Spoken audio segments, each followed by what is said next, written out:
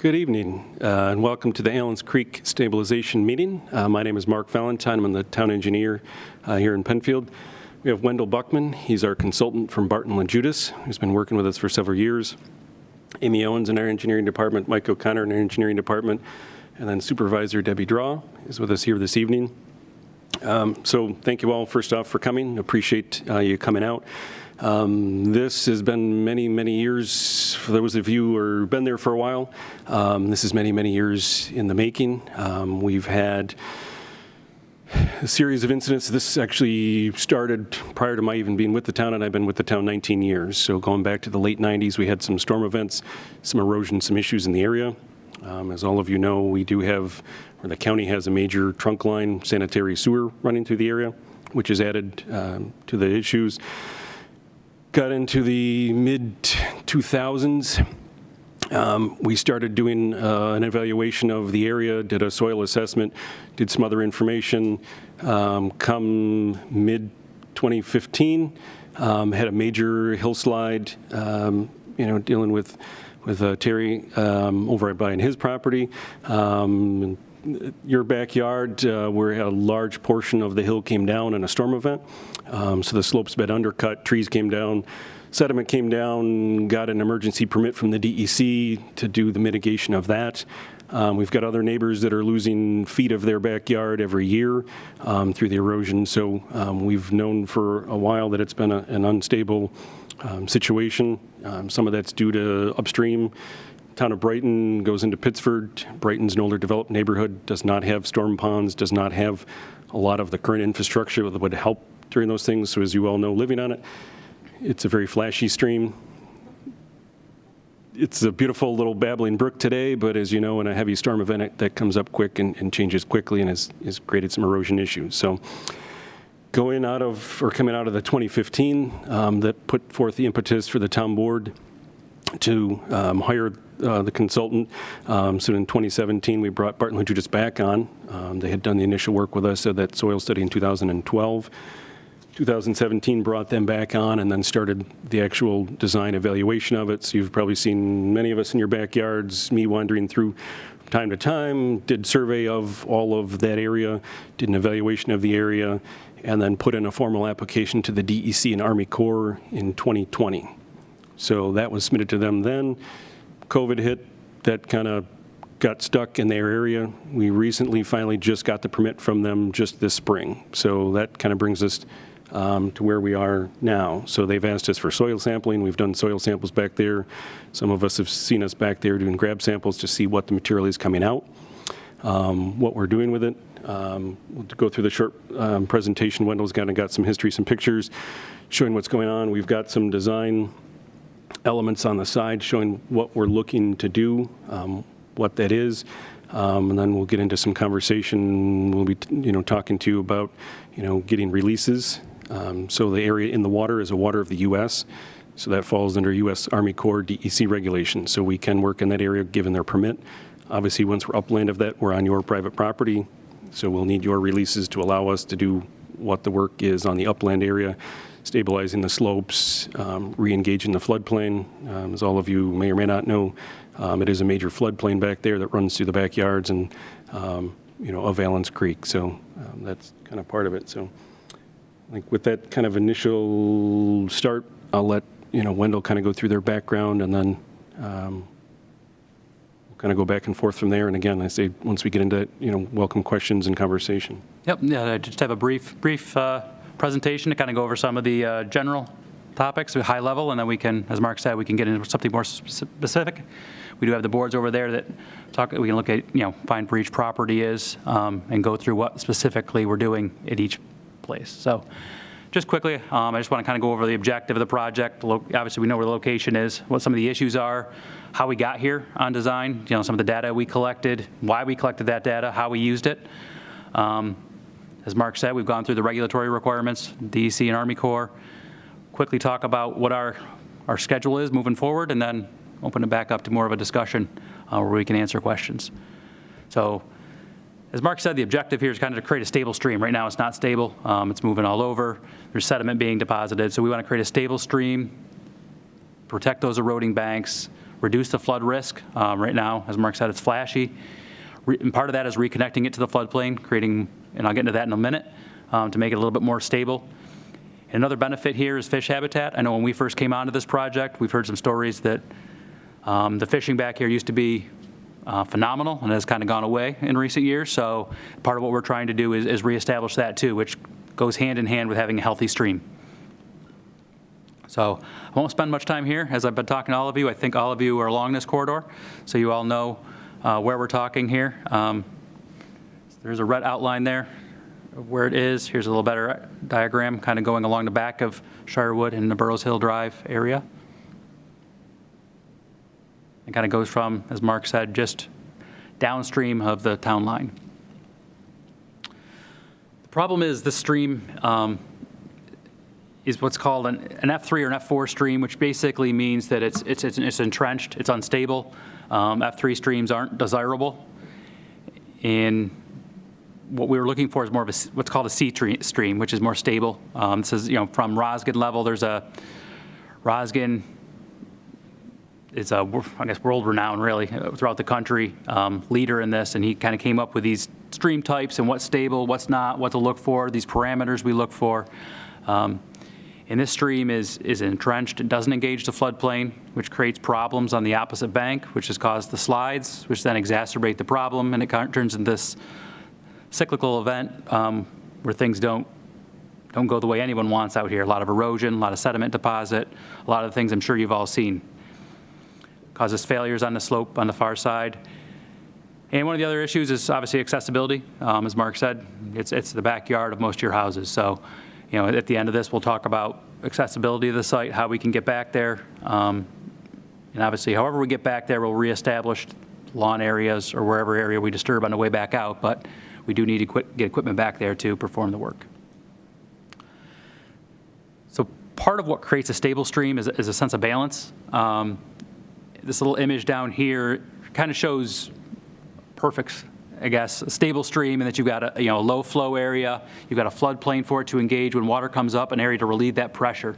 In this case, the water in a lot of Allen Creek is entrenched. There's nowhere for it to spread out until it gets really high, and what that does is puts pressure on the opposite bank, causing these slope failures, which then dumps sediment in, pushes the water around against maybe your lawns, or against the bank adjacent to the back of your property.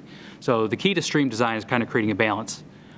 This little diagram here on the right side of the screen shows that if there's too much sediment in the stream, it tips the scales. Tips the scales causes aggregation, which is deposition of more material in the stream. As more material gets deposited, it just farther shifts that out of balance. And then what happens is the stream wants to overcorrect, and it tries to push more flows to a certain area, which might be on one side of the stream or on the other side, and that causes erosion, whether it's along the back of your property or along the slope on the far side. Once it causes that erosion, it undermines the slope, which puts more sediment in the system, and then the scales tips back. So once a system like this, an F system, gets out of balance, it tips back and forth, and it doesn't stay stable. So what we're trying to do is create a system that's much more stable, that's going to keep the stream where we want it, it's going to act more like we want it to, and therefore have less of the erosion, less of the slope failures, a lot of the issues that we've been having. So the first thing we had to do was kind of collect information about what's there. And you may have even seen these guys out here when they were out here. In 2017, I believe, is when we collected most of this data. And what we collected were, long profile, which basically went up the stream. We collected what's the slope of it, what's the bed form of it, how does it go up and down as it goes from upstream to downstream. Pebble counts and bar samples. We did a sieve analysis. Basically, we determined how big is the material that's moving up and down the stream. Streams are meant to move material through the system. They're just, what we want to do is we want to keep it moving through. We don't want it to all come from upstream, drop right behind your houses, and then cause issues. So we want to understand what's coming into the system and what's going out of the system, what can move through the system, and again, create that sense of balance. And again, we want to see what some of the cross sections look like that were out there now.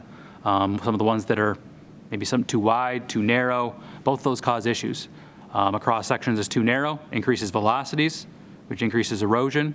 Ones that are too wide causes increased deposition, which then causes the stream to move back and forth. So there's There's a lot of things here that go into this system of balance.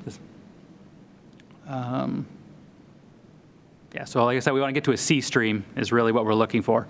And you don't need to focus on these sections, but what I wanted to show is these are actual sections from the drawings of how we're manipulating the channel. And basically what I wanted to show here is just that we're not doing the same thing everywhere. There's certain areas that need to be deepened. There's other areas that need to be shifted away from that bank. There's other areas that as you can see on the section on the left, the bank's not as high where that section is. We're actually going to cut the floodplain bench on the right side or on the far side of the stream from where you are. So, it's not just one standard uniform section down through there. That's not natural. That's not what a stream in nature would do. So we're trying to create something that's more natural, that's going to have some plan form. It's going to get wider and narrower in certain things as it goes through different features. It's going to go up and down, have some bed definition. Right now it's very uniform. It's very shallow through there just right now, which isn't good for habitat, isn't good for fish, isn't good for a natural system. So we're going to impose a whole lot of different features. These are just some examples. The picture in the top right just shows some grade control structures. The picture isn't a great example in that it's a narrower, steeper stream, but these structures go across the stream and they hold the bed where it is. It doesn't allow it to go up. It creates a pool on the downstream side, but it basically keeps the stream centered where we want to keep it centered. But it creates a natural topography to the bed that nature would otherwise have. In the bottom left is what's called a mud sill. We'll use this in several locations along your backyards. There's logs that go into your backyards, and then we fill over them with dirt and plantings. So they're kind of underneath there, so it creates bed protection to keep it from further encroaching on your backyards. But it also, as you can see, there's like a bench cut that would be in nature where fish would kind of get under there. It actually creates that type of habitat too. So it not only stabilizes the bank, but creates habitat. On the bottom right are root wads. These are just what they sound like. They're large 8 to 15 inch diameter trees that are cut and then laid on their side, and the root fan is put into the water. Again, this protects the bank, and those root fans create areas for habitat. And just going to jump in, a lot of this natural elements is what DEC and Army Corps would permit. So I know some questions come up, why don't we just rip-wrap it from end to end? Some may want it, some may not want it. That's not something that we could get permitted through DEC, even if we wanted to, and say, why don't we just armor the heck out of it and just put rock everywhere? That's not something that they would permit or allow.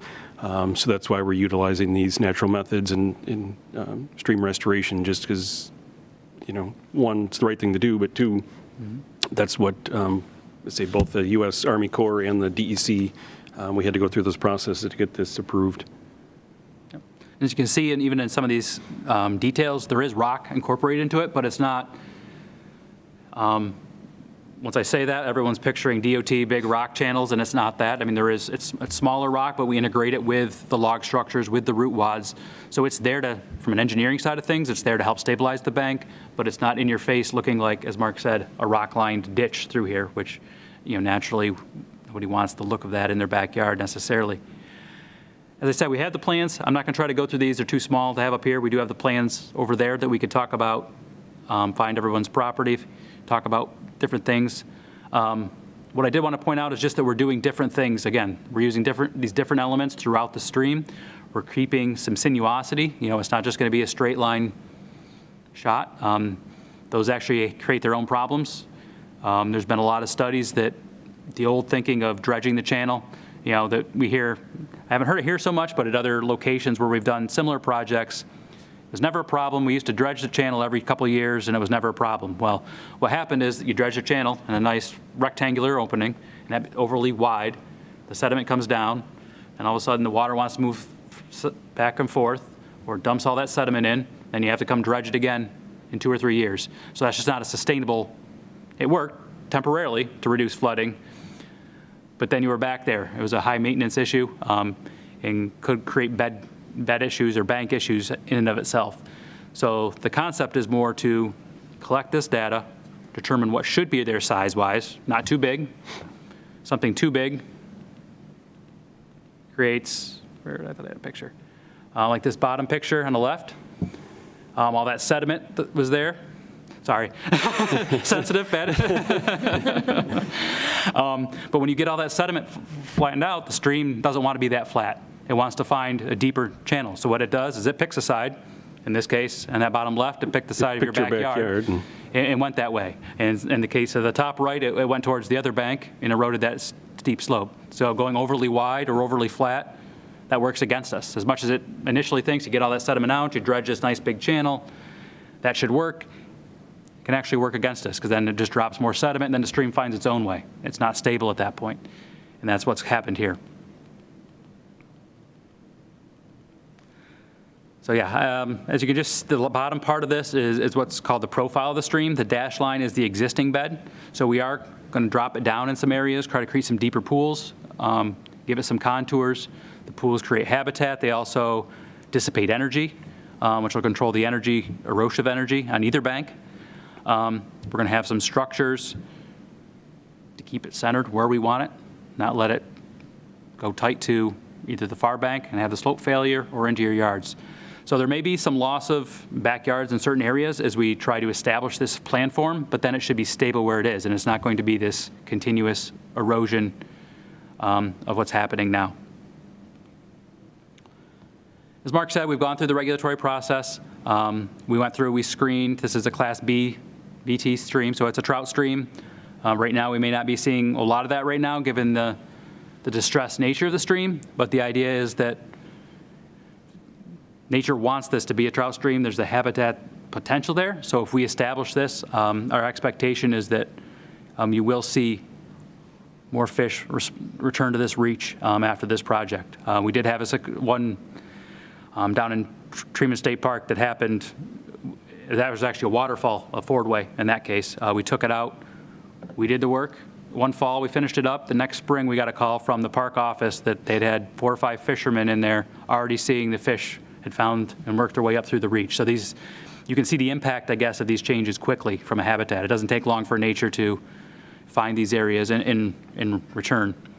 And we're happy to share these slides as well. So as we're clicking through them quickly, we can email the slides out. We'll email out the plans so you have them, so you don't have to worry about if you missed some information, whatever. We're happy to share everything we've got. We did identify 3 small wetlands out here. We are minimizing our impact to those, so we'll make sure we keep those identified to the contractor while we're out there so we don't disturb them. DEC did identify a threatened and endangered species of the black-chinned shiner. And as you can see with the trout stream standards and threatened and endangered species, there'll be some date restrictions that we can work in a stream, but ultimately we're improving habitat. So all of this, the DEC and Army Corps both saw as a net benefit, even though there's obviously temporary impacts. We did a screening for historical, archaeological resources. That came back clean.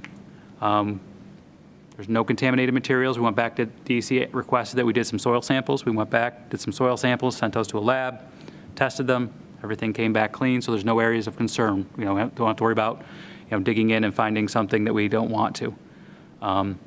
Most all the material that we dig out of the stream is actually going to go across the stream from your house in an area at the bottom of the hill, out of the floodplain. So we're in final negotiations with Green Court Partners. Bought many of the mobile home parks above you. So they originally bought Harper Park. They've now bought the 2 pieces owned by who's the other developer? Morgan. Thank you. So they've bought the 2 other Morgan ones. So there is an area, and we can identify it on the map. But I think it's kind of that flat area across from you guys in the back. So we're in negotiations with them to take any excess material, because as you all know, getting access into the backyard is going to be challenging at best. How do we get equipment in there? We've already got to bring in rock. We've got to bring in tree root wads. We don't want to be trucking thousands of yards of material out. So we've been talking to them about putting the material on their property. It's out of the floodplain in the back, kind of at the base of their slope. It's an undevelopable area for them, and we can pull it up on a map and show you. So it's kind of back in that treat area straight, I think, back of you guys of kind of where that is, creating a little bit of a mound of the material there. We'd topsoil seed it. It would just grow back natural, so it's not going to be left as, huge mounds. But for them, it helps stabilize their slope. It's away from the creek. So as part of, what Wendell said, they want, of course, their attorneys are involved. They want to see what the material is there any contaminated stuff in it, what's in it. What we've identified so far is clean, so they're, in agreement with that, but that'll save us from trucking thousands of yards. As you said, we're digging deep pool and plunge pool areas.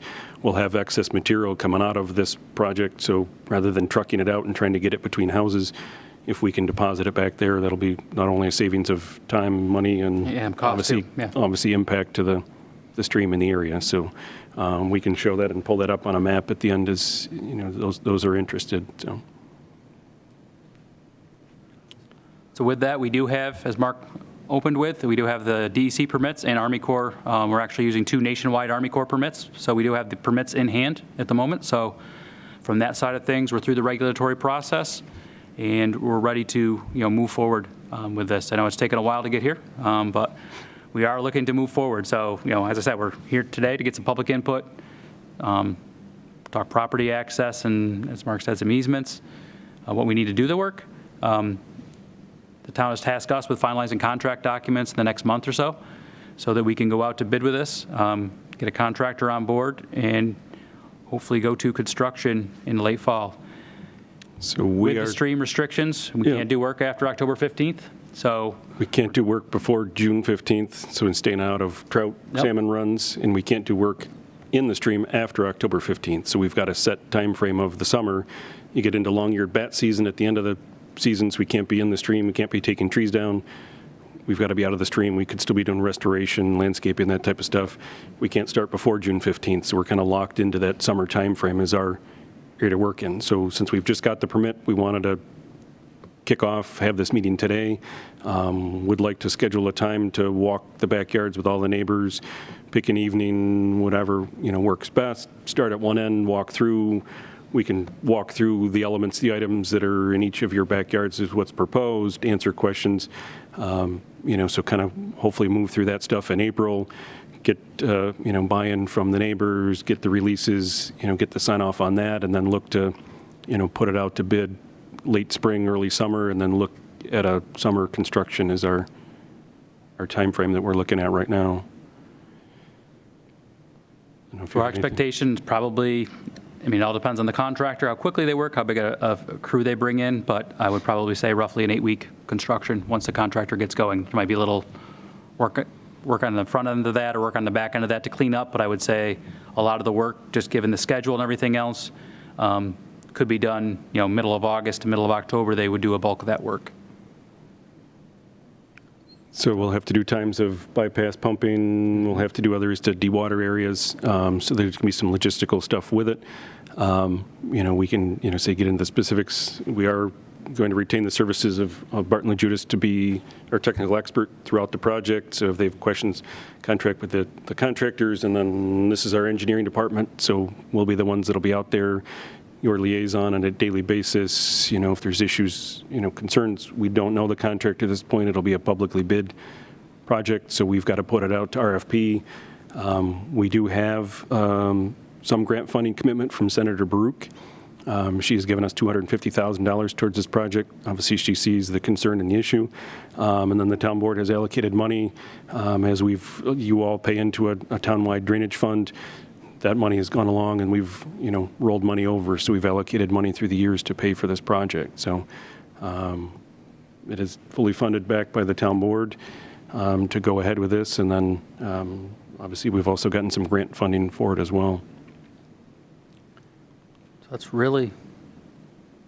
all I've got from my end. So now, if you have questions, we grab a microphone to bring it over, so we just capture it. So for those neighbors that aren't here tonight, we can play it back to them. And I have a couple of questions. So sure. The question is whether I should do them all now, or I could do a couple and then let somebody else take over. My name's Terry Smith. My wife is Carolyn, and we're at 140 Burroughs Hills Drive. One of the questions that I have is, generally, will the work be done from the upstream, downstream, or is there kind of start in the middle and work both ways? Undecided. Typically, There's two trains of thought on that, and typically they'll work either upstream to downstream or downstream to upstream. I've talked to different contractors that do this work, and sometimes they have, some like to work upstream to downstream, some like to work downstream to upstream. So I can't commit to which way they'll go, but I'd say they're probably not going to start in the middle and go both ways. They would start one way and work the other way. All right. Based on what they think would benefit them the best, but yeah, there is two trains of thought on that. Some is to get the up area stabilized and then kind of work Your way down. I down, know that's more common, I think. generating material, because we've got some filling work to do on that lower end to get your backyard back, fill that in and establish it, so as they're going downstream, you're generating that material and then bringing it down. I would assume that would probably be the way, but I would do it, but I have seen some that, for whatever reason, prefer to go downstream to upstream. In our area, there are a number of overhanging trees where trees are kind of, their roots are coming up and it's leaning towards, in fact, you were down there took a tree out behind Gibbons fairly recently. Yep. And I'm wondering, will that be done as part of this project of? In each clearing area, back? some areas, we are going to need to take trees down to get access to regrade some of the slope. Obviously, if there's trees hanging, whatever, the contractor's probably going to not want to have that hanging over them as they're working in that area anyway.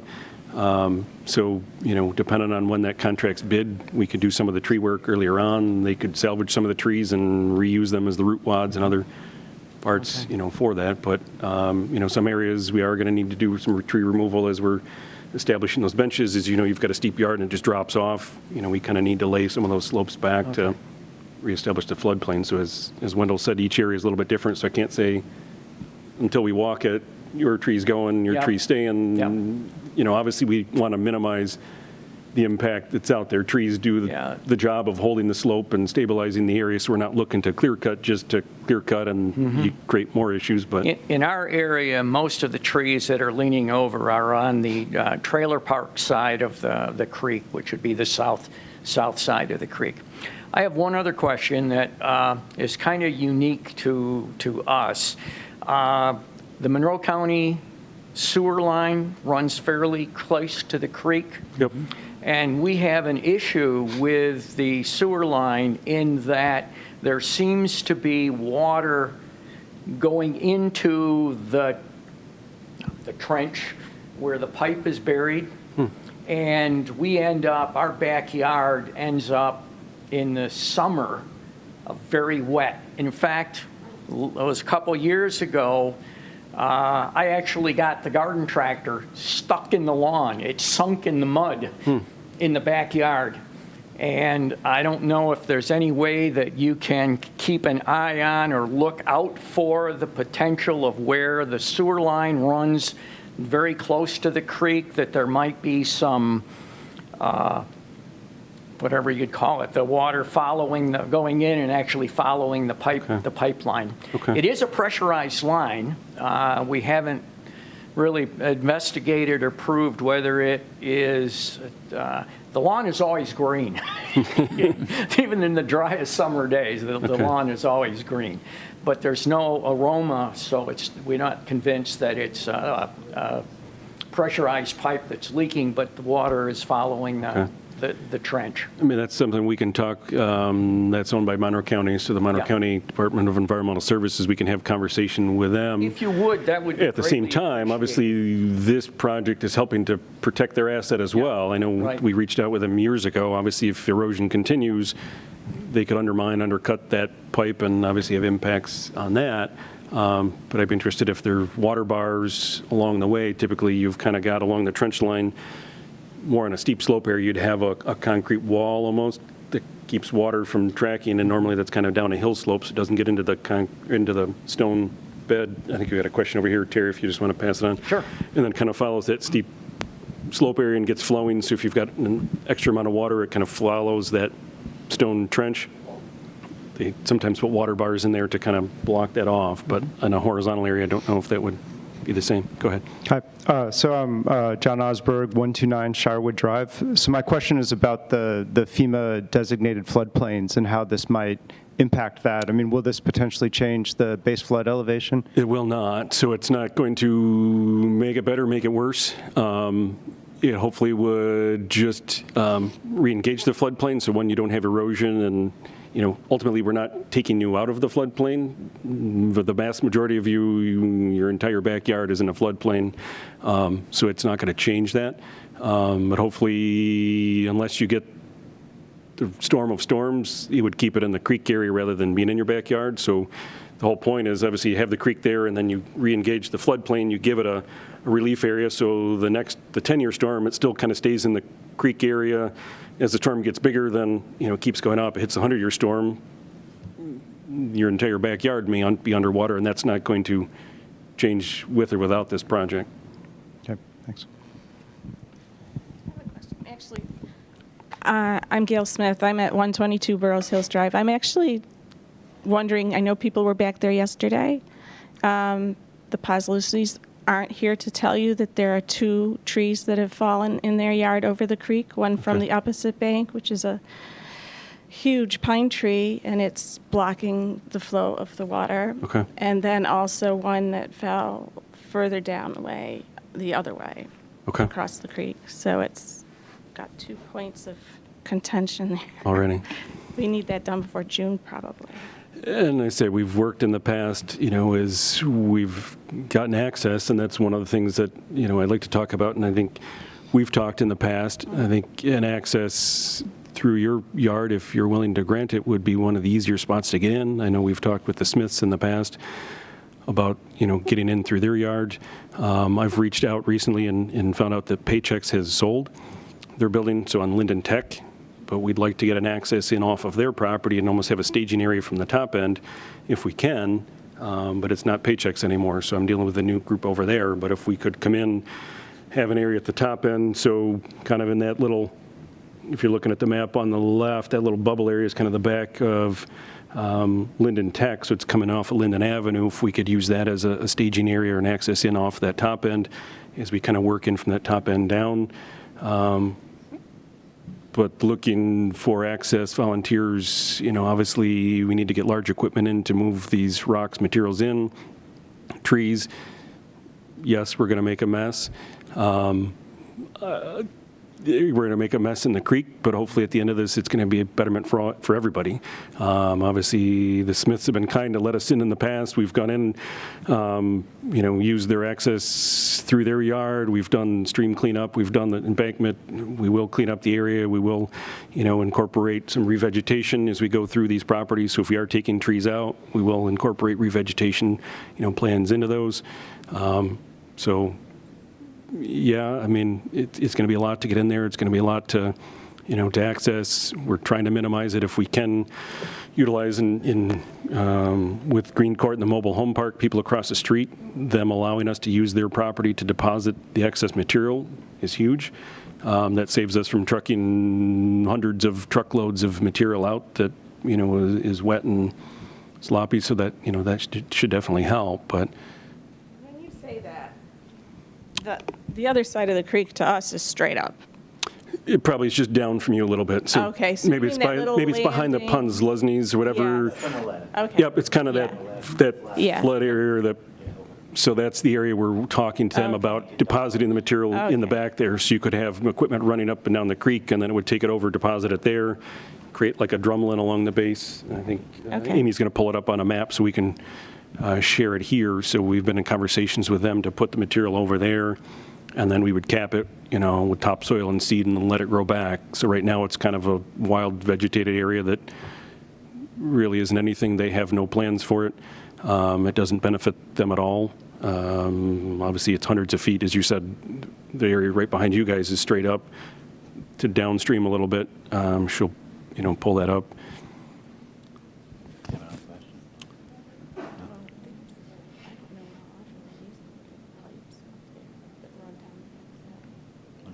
So that's, she's showing, so if we've got maybe our GIS viewer, we can pull up and then show parcels itself, and then we can put on the topo and kind of show where that flat pad area is. Yeah. The kids used to play over there. Yeah, that's where they built their forts.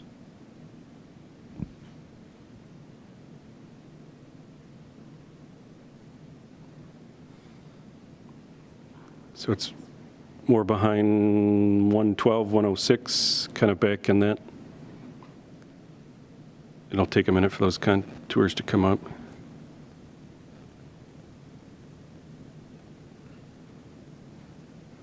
I can come over and point at the screen. So this shows the topography. This is through LiDAR, yeah. So you can see the wide area of your guys' backyard in here, which you wrote it out. This area over in here is this mobile home park property. They own this whole chunk all the way over here. Obviously, from where they are, it's 100 feet down. It's no benefit to them. So we're talking with them about if we have excess material, can we stockpile it here, put it in a berm, help stabilize the bottom of their slope so they don't have further erosion, washout. The washout we had in the here, it's behind your properties, and here is this hillside that slid down, so it kind of took a wedge section and kept undercutting this slope in here, took that down, blocked the stream here, so the creek diverted through your backyard, came up over here, hopped down, took your picnic tables out, they were in the creek. You know, we wrote it in here. I know we've had some hillslide issues up here in the past. It goes back further if you pull that back over. So this was Paychex, Linden Tech, their pond. Can you grab the mic, Mark? Yep, sorry. So if you just pull down just a little bit, just to see the top area. So this is Paychex, Linden Avenue here. Their property, we have an area we could access, get down, and then they've kind of got a flat area down here.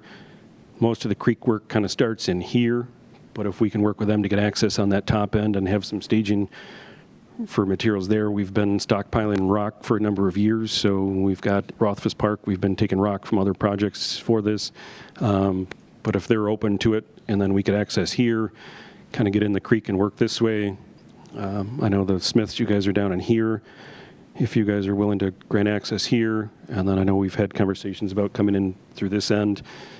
I know all your houses are close together. You've got a lot of landscaping. You've got a lot of stuff in those areas. So it's going to be challenging to access it, but that's the best way that we can and have to get in. So as much as people are willing to allow us access, we do have, and we'll need release forms from all the neighbors to work on your upland area, your property there. We do have release forms here tonight if anybody is interested, okay with it. If you want to wait until we walk it and see more specifics, understand that as well. We do also have access release forms if you're okay with us getting access through your property. So this means coming off of the road into your property. Obviously, if we cause damage, we'll fix it, so driveway, lawn, whatever, we're here, we're not going anywhere. So, obviously willing to work with you if obviously we need you to, to work with us. Questions, concerns? Can you just put like the approximate start and end of the project, just while it's up on the screen? Yep. And I think we sent contacts off to further. Oh, that was it. Oh, all right. So the project's starting about here. Okay. So the top end of it, so we're kind of just past 161, so back in the tech. My copy was on this end, and on the other end, just pull over the end of the project. We're stopping behind 100, I think, is the end of the project. And I just passed that. I know we copied neighbors beyond that again, so. Sorry, PCTV is going to yell at me. We sent letters to neighbors beyond that again, so everybody's in the loop and understands what's happening. So it may not be, I don't know if you're on either end or not, but just so we copied all the neighbors, let them know. We've had conversations with the Allens Creek Homeowners Association, so downstream of everybody on further, we've talked with them, had conversations with them as well. Thank you. Yep. You're all doing much better using the microphone than I am. Hi, my name is Robert Smith. I live at 122 Burroughs Hills Drive. Will the land be filled in that we've lost, or the current stream creek the way it is now, is that where it will always be after this is done, or? will we I think behind regain one some land?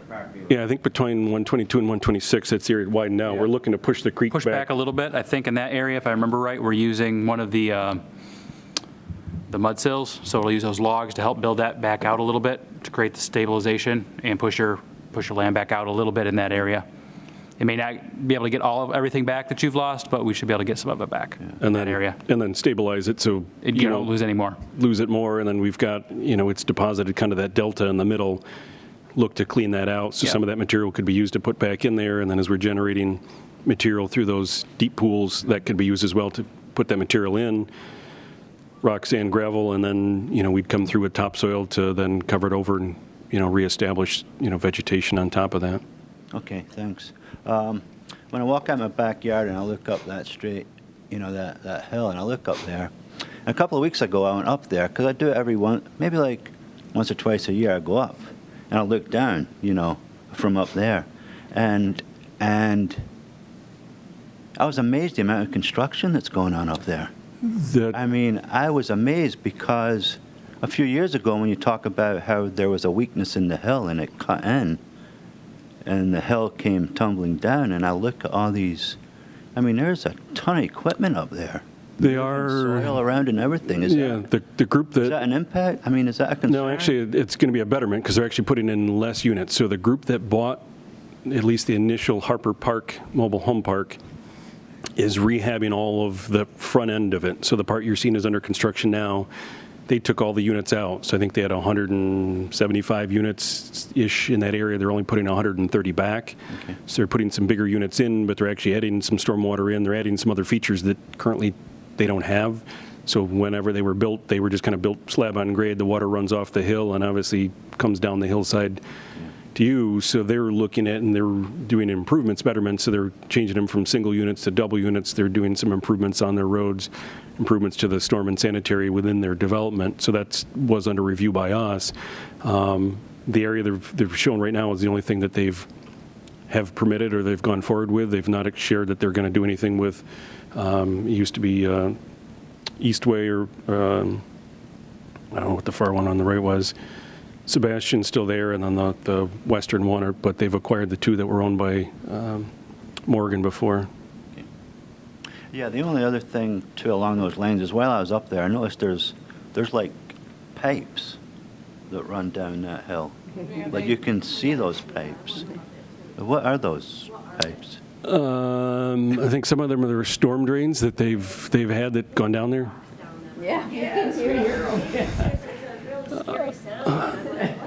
Maybe the kids. We've got a sanitary sewer that runs between the valleys of two of them. They're up on old trestles, and we've gone down there, and there's washing machines, and there's other stuff. There's other, things. There's balls and soccer balls and stuff that I can understand that go down. It's a period of time, though, isn't it? Like 5-10 minutes of Rocks and stuff. And I'm like, is this? Yeah, I'm assuming it could be probably kids or stuff throwing things down storm pipe sanitary or something that. One more question. That's all right. No, that's right. Yeah, just one more. I just want to squeeze another one in there. As far as before and after pictures like of previous projects, is there something along the lines of our creek that you guys have done before that we could see like what it looks like, or?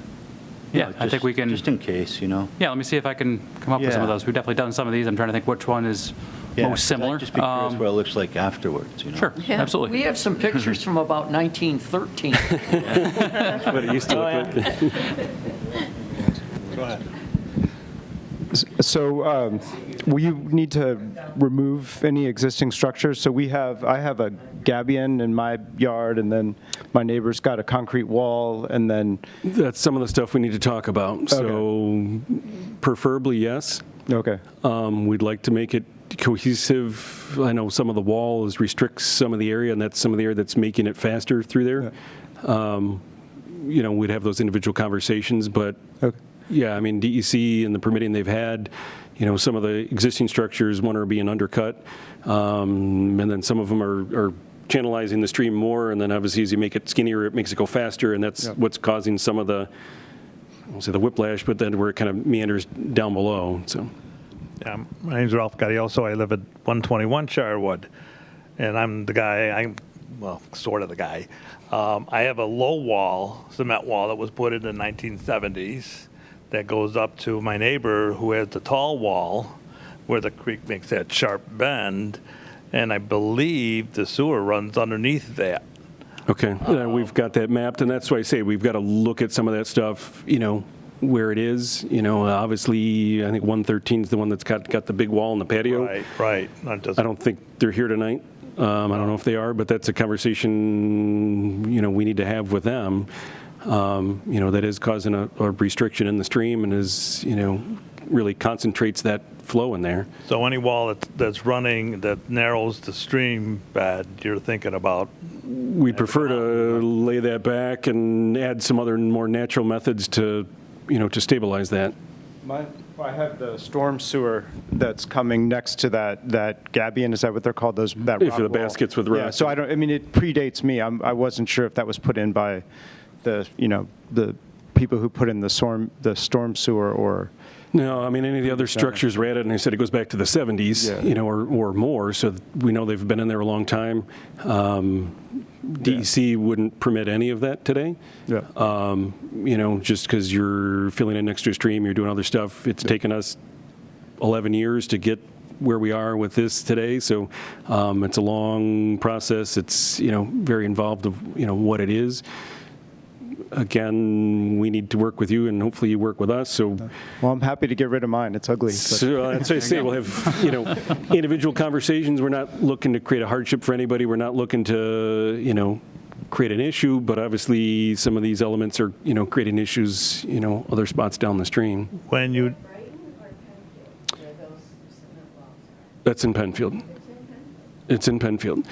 We have had conversations, before you jump in, we have had conversations with the town of Brighton. We've met with them. We've met with the supervisor, the town engineer.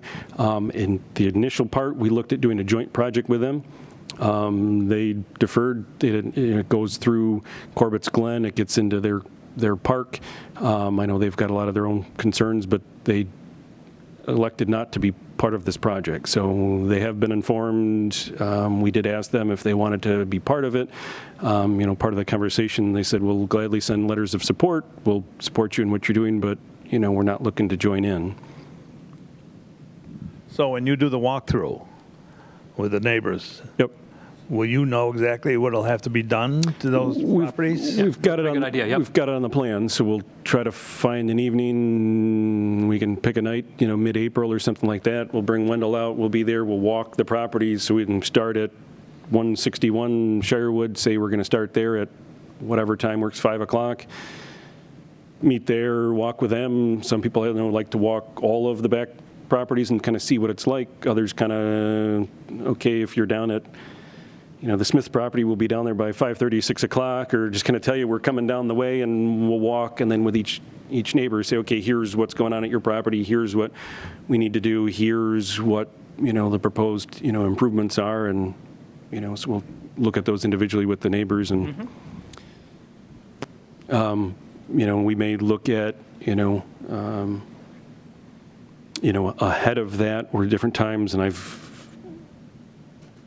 been through all of your backyards at one point or another, and wearing my vest, take some pre and post pictures, document the conditions, what we've got going on.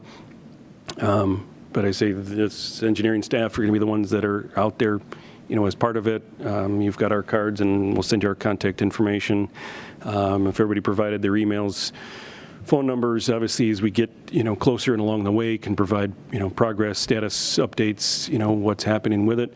Hopefully you talk to your neighbors. We invited everybody tonight. Understand that not everybody can come, but hoping that you can get out and talk to your neighbor. If you don't see them here tonight, please have them get in touch with us. Please, let them know.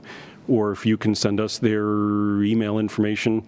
Unfortunately, we canvassed you with letters at first because I don't have all your emails or contact information. So if we have emails, that's probably the best. We can send out an email blast. Here's what's going on. Here's the latest. Here's where we're at. But if you can talk to your neighbors on either side, if you don't see them here tonight, let them know what we're looking to do. Then we'll send out a link to this meeting tonight is, again, we're recording it. We'll send it out to you guys, and you can share it with your neighbors.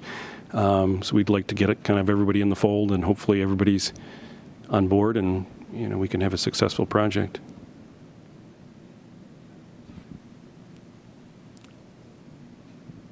We'll happily stay and talk and point at maps and everything else.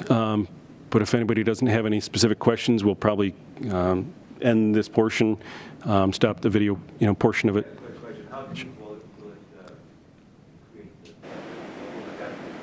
It depends on where you are along the way. Some spots are very close to the grade that it is now. Other spots we're digging out and creating pools. So it depends on where along we're trying to create some more definition. Right now it's kind of, I don't call it flat, but more similar through there. We're trying to create some definition. So it all depends on where we are along the stream. So we can compare that when we get over to your specific location. If you want to see that, we can compare that to the profile.